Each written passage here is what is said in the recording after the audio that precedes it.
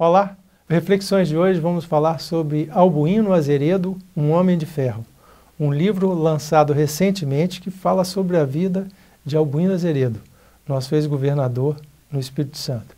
Para falar sobre esse assunto, nós convidamos aqui o jornalista e editor de vários livros, Antônio de Pádua Gurgel, que vai nos falar um pouco sobre essa publicação. Gurgel, como surgiu essa ideia do livro sobre a vida de Albuíno? Na verdade, nós vimos trabalhando já há algum tempo na edição de livros aqui no Espírito Santo e a maior parte deles sobre personalidade de destaque na história capixaba, através da coleção Grandes Nomes do Espírito Santo. Já foram lançados 32 livros sobre diferentes personagens e inclusive vários ex-governadores. Independente também dessa coleção, nós já temos lançado outros trabalhos sobre memórias de pessoas ilustres e outros trabalhos de caráter histórico. E no caso desse livro, a ideia surgiu em decorrência de uma ligação antiga que eu já tinha com o Albuíno Azeredo, que vem da época em que ele era governador. E que ao final do seu governo, em 1994, nós lançamos, através de um jornal aqui de Vitória, um caderno especial com um balanço de governo. E então esse material ficou guardado, foi um material de referência na época, um caderno com 100 páginas.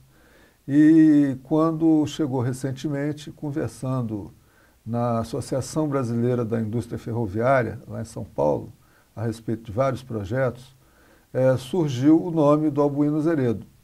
E então, naquele momento... Aliás, que é um engenheiro de ferrovias, né? Exatamente. O título do livro, inclusive, é esse, né, Um Homem de Ferro, pela história dele no setor ferroviário, né? Ele foi formado em engenharia civil e foi estagiário da Vale, desenvolveu uma grande parte da sua carreira na Vale, foi uma pessoa importante, teve um papel de destaque na duplicação da Estrada de Ferro Vitória-Minas, que é considerado até hoje um dos grandes projetos ferroviários no mundo, referência em termos de tecnologia, que, aliás, atraiu para o Brasil a atenção de especialistas do mundo inteiro, pelas características técnicas e pelas tecnologias utilizadas na obra. Mas, enfim, ele é uma pessoa que tem a carreira ligada à área de ferrovias. E esse título também se deve ao fato de que ele tem conseguido superar diversas adversidades, diversas dificuldades enormes. Ele é uma criança negra e pobre, e sempre foi um aluno muito brilhante, se destacou como profissional, como professor. Como foi a vida dele na infância? A vida dele na infância foi uma vida, ao mesmo tempo difícil, mas ao mesmo tempo também ele contava com algumas situações favoráveis. Embora a família fosse uma família de poucos recursos, mas ele, por exemplo, não chegou a passar fome, havia uma dignidade na família. A mãe dele era professora primária, e o pai trabalhava... Normília. Dona Normília. E o pai trabalhava como...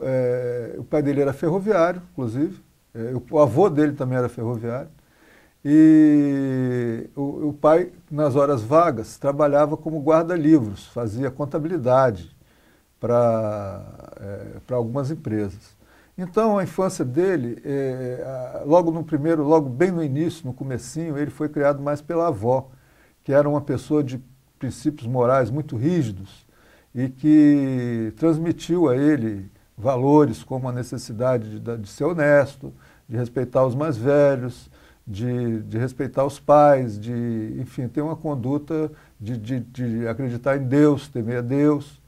E, enfim, ela transmitiu esses valores, assim como aos outros 8 irmãos dele, 5 de sangue e 4 adotivos.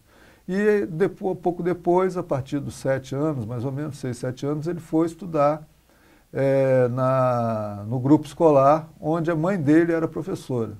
E para evitar comentários de que ela estaria protegendo ele era especialmente rigorosa com ele. Sei. Então, ele comia um pouco de água amassou na mão dela, né? Ela era uma pessoa muito rigorosa e tudo, e ele tinha Sim, que ser Vila um Velha, exemplo. é isso? Isso em Aribiri. Aribiri. Aribiri. E nessa altura também a família, pouco depois, mudou para Jaburuna, onde ele já começou a jogar bola, ele já era um bom jogador de futebol. Ah, é? E chegou a jogar no Atlético, um time da primeira divisão, e teve um determinado momento que ele não pôde dar continuidade por causa dos treinos, porque o time exigia que ele participasse dos treinos e isso conflitava com a agenda dele de aluno e de professor, porque ele muito cedo ele começou a dar aula. Ainda no primário, no final do curso primário... Dava aula de matemática? Primeiro ele deu aula para o chamado curso de admissão. Você é um garoto novo, não pegou essa fase. Pular o quinto. Exatamente. Então Digamos que eu não peguei. Ah, então tá bom. Então ele dava aula para os colegas para eles se prepararem para esse exame de admissão. E pouco depois, antes disso até, ele dava aula também de física, matemática, quer dizer, de física não, física só depois no ginásio, né? Mas enfim, desde cedo ele tinha uma atividade de dar aula particular como maneira de reforçar o orçamento da família. Sim. E, aliás, também como para reforçar o orçamento da família, fazia outras coisas, vendia doces e salgados que a avó preparava, porque ele foi mais criado pela avó, porque a mãe trabalhava de manhã e de tarde. E o pai também trabalhava de manhã e de tarde. Então a convivência maior dele era com a avó. Sim. E ela era uma pessoa muito... Isso acontecia muito nas famílias, né? Que a mãe tinha um papel, a mãe do casal tinha um papel de ajudar na criação dos filhos, né? Exato. E quando ele terminou o curso primário, que foi começar o ginásio, aí o favoreceu muito o fato de o pai dele trabalhar como guarda-livros do Marista, Colégio Marista, que era uma escola particular, uma das melhores escolas do Espírito Santo. Então ele ganhou uma bolsa como aluno do Marista, porque o pai dele prestava serviço à instituição. Sim. E depois, aí o pai, num determinado momento, o pai parou de trabalhar para o Marista, mas aí ele continuou com a bolsa por ser um aluno brilhante. Então ele teve a oportunidade de fazer um excelente curso médio, como se chamava na época, né, que era hoje, a partir da 5ª série até ao curso chamado segundo grau, né, da 5ª à 8ª série, mais os 3 anos do segundo grau, ele fez no Marista. Sim. E também nesse período... Ele passou no vestibular numa instituição pública, na Universidade Federal do Espírito Santo. Ele passou no vestibular e, ao mesmo tempo, ele tinha passado na Escola Militar de Agulhas Negras, para ser oficial. Porque alguns colegas comentaram com ele que a Escola Militar de Agulhas Negras, a Academia Militar de Agulhas Negras, pagava uma espécie de um auxílio para os alunos que passavam naquele exame de seleção. Então, como ele era um rapaz... E era uma instituição muito conceituada. Né? Muito conceituada.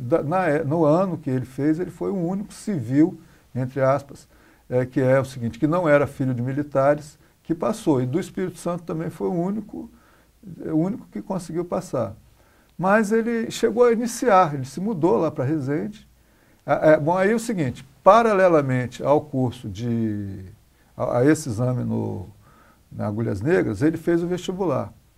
E passou também no vestibular. Então, durante algumas semanas, ele chegou aí para o Rio, ficou lá e se decepcionou com dois aspectos. O primeiro é que as matérias que eram lecionadas lá, ele já tinha estudado no curso médio. Sim. E, além disso, a bolsa não era tão interessante como ele pensava. Para ele morar fora, né? E que ele com as aulas particulares dele, ele ganhava mais do que o que era oferecido pela bolsa. E aí ele resolveu voltar, além de tudo, ficar mais perto da família, que ele tinha uma grande responsabilidade com a família. Então ele fez a engenharia na UFS. Fez engenharia na UFS. Bem, nós vamos a um rápido intervalo, voltamos já falando sobre o livro.